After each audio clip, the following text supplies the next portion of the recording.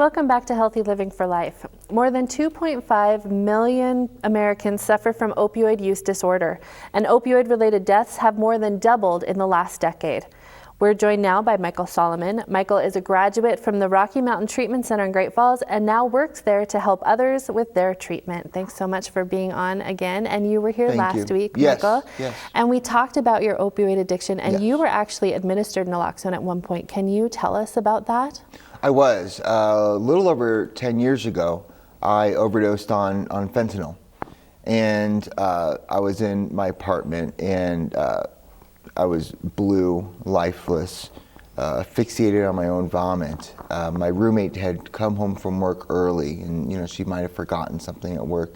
Found me, called 911 immediately, and they administered Narcan, naloxone, and it saved my life. Unfortunately, I wasn't ready yet, and this disease is so powerful that when I got to the hospital that night, I went to get high again. It's unfortunate, but it saved me.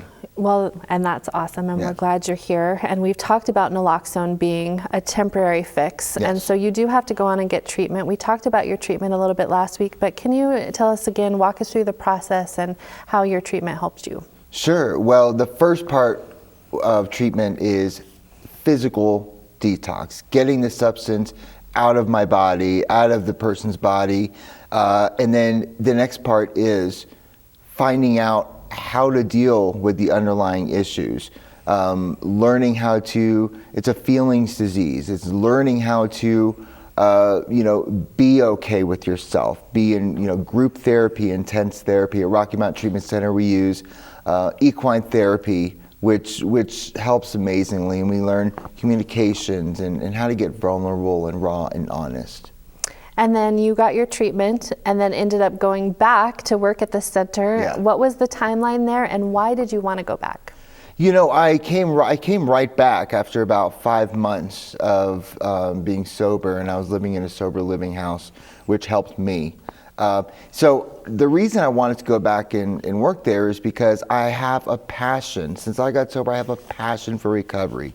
I found that my purpose and passion in life is to give back what others gave to me. When I was in treatment, the staff that helped me, I could tell they were on this journey too, and they were so passionate and about their journey that it helped me. It gave me hope, and so I just felt like I needed to, like it was my duty. And then I found quickly that it is my purpose. So.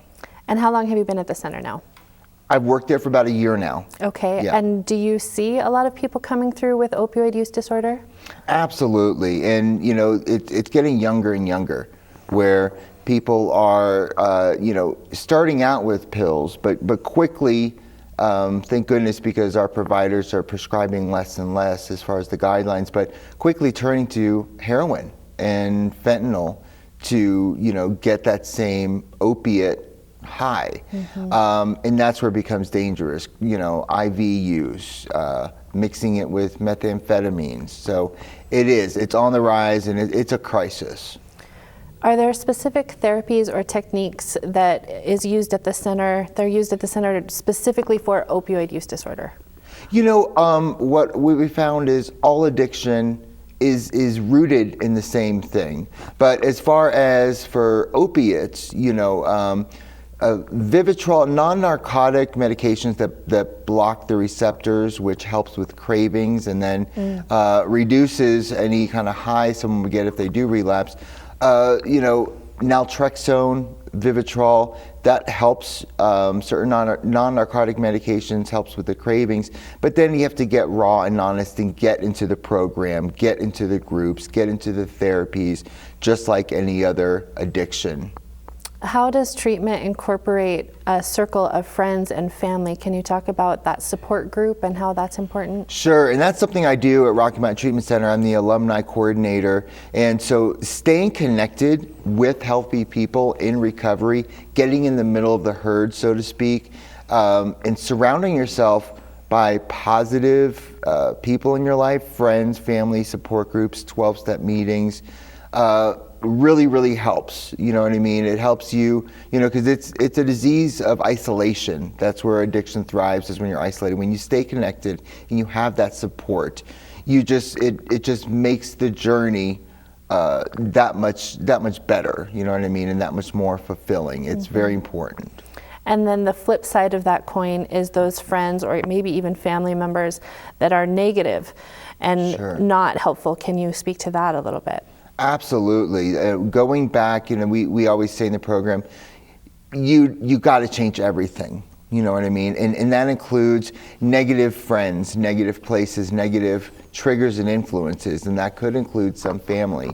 If you are serious about changing everything in your life, a lot of people, and it helped me, from inpatient go to sober living. Maybe even in a different community than their own, to just establish a life of recovery and structure that had no reflection of their old life that they're used to. And so that support of healthy friends, and really just getting away and blocking, even on social media, just blocking all those negative influences just makes the success rate that much better for you. Okay, so we're almost out of time, but final thoughts. Somebody watching at home who might be using opioids or another drug, what's your advice there, Michael? There's always hope. I always thought, am I too far gone? How can I live without this drug? How can I live without this?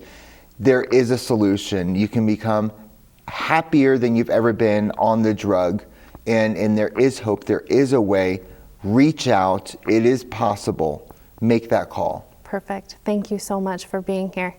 That's our show. I want to again thank Lisa Sather and Detective McDuffie for being here as well. And thank you so much for watching. We hope you'll come back again next week and see us again. Until then, stay fit, stay well, and stay healthy for life with Healthy Living for Life. Have a great week.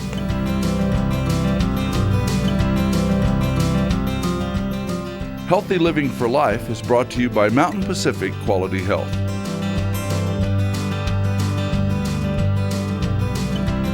We'd love to hear from you. If you have suggestions for future programs, visit our website at mpqhf.org or call us at 406-443-4020. You can also catch us on YouTube by visiting our website and clicking on the YouTube icon. Special thanks to Fire Tower Coffee House and Roasters. Production facilities provided by Video Express Productions.